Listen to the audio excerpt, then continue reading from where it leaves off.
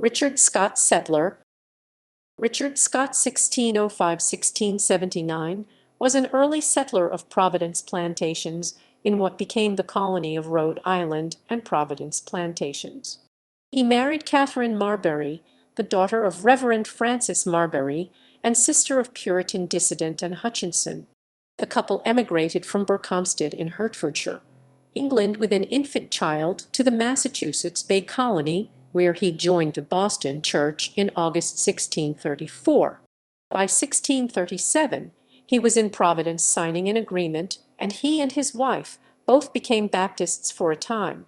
By the mid-1650s, the Quaker religion had taken hold on Rhode Island, and Scott became the first Quaker in Providence. Life. Richard Scott was born 1607 in Glemsford, Suffolk, England, the son of clothier Edward Scott of Glemsford. Records are lacking concerning his childhood, but he appears as a young man in Berkhamsted, Hertfordshire, where he was married on 7 June 1632 to Katherine Marbury, the daughter of Francis Marbury and a younger sister of Anne Hutchinson. The couple's first child was baptized in Berkhamsted in March 1634, and within months of this date the young family boarded a ship for New England. John Austin suggests that they sailed on the Griffin, but Robert Anderson rejects that hypothesis, stating that Scott was admitted to the Boston Church on 28 August 1634, while the Griffin did not land until several weeks later. About August 1637, Scott was in Providence Plantations, where he and 12 others signed an agreement submitting themselves to the collective agreements made for the public good. This document was signed by Providence inhabitants, who arrived too late to be included in an earlier division of lands, and by those who were minors during the earlier division. Scott was not closely associated with the antinomian controversy surrounding his sister-in-law Anne Hutchinson in 1637 and 1638, as were most of Hutchinson's other relatives. However, he was present at her church trial in Boston on 15 March 1637/8, and he did speak briefly in her defense.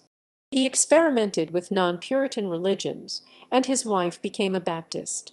Massachusetts Governor John Winthrop reacted to this when he wrote in 1639, "At Providence things grew still worse, for a sister of Mrs. Hutchinson, the wife of one Scott, being infected with Anabaptistry, was rebaptized by one Holloman."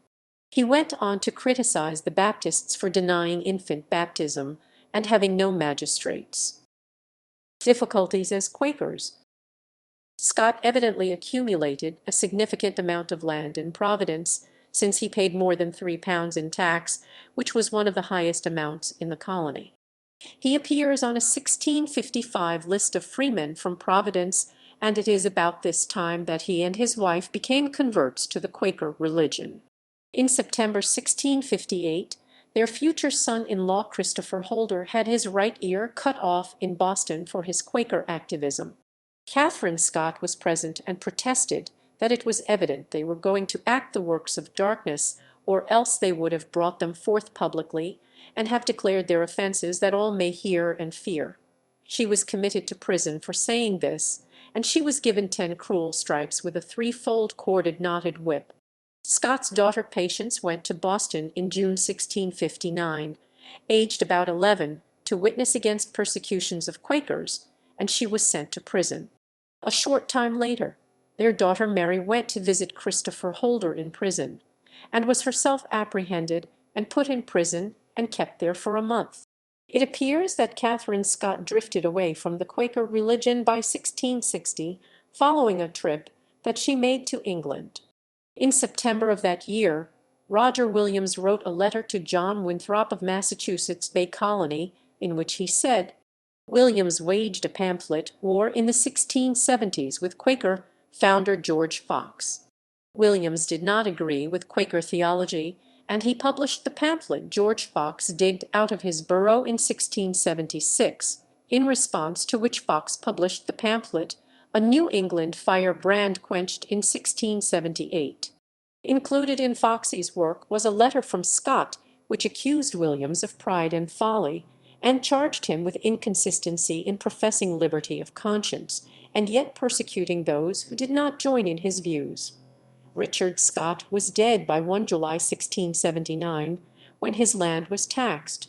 His wife died in Newport on 2 May 1687, said to be aged 70 per the Rhode Island vital record, but this cannot be correct because her father had died by February 1611, so she could not have been born after 1611, therefore she was at least 75 years old when she died.